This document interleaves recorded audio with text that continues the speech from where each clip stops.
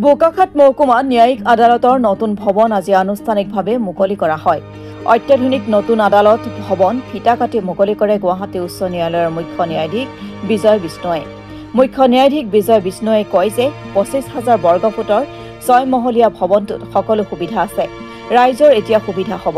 তদুপৰি অতিৰিক্ত জিলা ন্যায়াধীশৰ আদালত ভৱন নিৰ্মাণ কৰিবলৈ উচ্চ ন্যায়ালয়ৰ তৰফৰ পৰা চৰকাৰক প্ৰস্তাৱ দিয়া হৈছে। এই উপলক্ষে আয়োজিত সভাত আদৰণি ভাষণ দিয়ে গুৱাহাটী উচ্চ ন্যায়ালয়ৰ ন্যায়াধীশ দেৱাশিষ বৰুৱাই। গুৱাহাটী উচ্চ ন্যায়ালয়ৰ ন্যায়াধীশ সুমন শ্যাম, বোকাখাট উকিল সন্থাৰ সভাপতি জগত চন্দ্ৰ কলিতা, স্থানীয় বিধায়ক তথা কেবিনেট মন্ত্ৰী অতুল বৰা, অসম চৰকাৰৰ আইন মন্ত্ৰী ৰঞ্জিত কুমাৰ দাসে ভাষণ দিয়ে। আইন মন্ত্ৰী ৰঞ্জিত কুমাৰ দাসে কয় যে পূৰ্বৰ তুলনাত গোচৰ সোনকালে নিষ্পত্তি হৈছে, আনকি অসমত অপৰাধ হ্ৰাস পোৱা বুলি কয়। বিগত বৰ্ষত মাত্ৰ 4,000 গোচৰ পঞ্জীয়ন হৈছে। আনহাতে নিম্ন আদালতত কাম কাজ অসমীয়া ভাষাত কৰিবলৈ তেওঁ আহ্বান জনায়, কাৰণ অসমীয়া ভাষা ধ্ৰুপদী ভাষা হৈছে। মন্ত্ৰী অতুল বৰাই নতুন ভৱন সম্পূৰ্ণ হোৱাত সন্তোষ প্ৰকাশ কৰে। শেষত গোলাঘাট জিলা ছেছন ন্যায়াধীশ দিব্যজ্যোতি মহন্তই সকলোকে ধন্যবাদ জ্ঞাপন কৰে।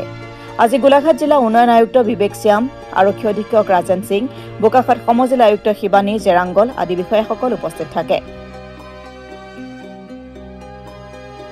সুপ্ৰিম কোৰ্টৰ আমাৰ হাইকোৰ্টৰ মুখ্য ন্যায়াধীশ ডাঙৰীয়াই উন্মোচন কৰিলে, কিন্তু আমি লক্ষ্য কৰি আহিছোঁ যে আমি অকল ইনফ্ৰাষ্ট্ৰাকচাৰ বৃদ্ধি কৰিয়ে নহ'ব। আমাৰ বৰ্তমান দেশত বা অসমতো আমাৰ যিটো জাষ্টিচ ডেলিভাৰী ছিষ্টেমৰ আমি দেখিছোঁ মানে পেণ্ডেঞ্চি ইজ দ্য হাইষ্ট চেলেঞ্জ। আৰু পেণ্ডেঞ্চিটো যেতিয়ালৈ বেছি হৈ থাকিবগৈ তেতিয়াতো জাষ্টিচটো ডিনাই হৈ থাকিব। গতিকে জাষ্টিচ যাতে ডিনাই নহয়, পেণ্ডেঞ্চিটো যাতে আমি ৰিডিউচ কৰিব পাৰোঁ, তাৰ কাৰণে আমি সকলোৱে প্ৰচেষ্টা চলাব লাগিব। বহু সময়ত দেখা পোৱা যায় যে ন্যায়ালয় বা আমাৰ অধিবক্তাসকলক বিভিন্ন সময়ত সমালোচনা কৰে যে ন্যায়ালয় বা অধিবক্তাৰ কাৰণে কেছ ডিছপ'জ হোৱা নাই, কিন্তু আচলতে এইটো একপক্ষীয়ভাৱে চালি নহ'ব।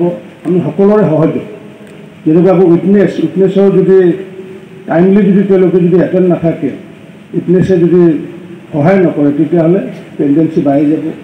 ঠিক তেনেকৈ আমাৰ যিবোৰ আয়োগ আছে, ইনভেষ্টিগেশ্যন অফিচাৰ যিবোৰ আছে, সেইবোৰে যদি টাইমলি যদি তেওঁলোকে যদি কেছ ডায়েৰী ছাবমিট নকৰে, তেওঁলোকে ফাইনেল ৰিপৰ্ট ছাবমিট নকৰে, তেতিয়াও পেণ্ডেঞ্চি বাঢ়ি আহিব।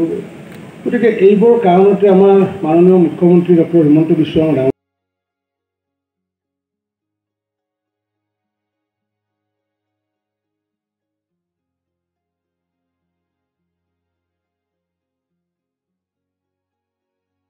বোকাখাটৰ পৰা ভৱানন্দ কলিতাৰ ৰিপৰ্ট, অসম টুডে।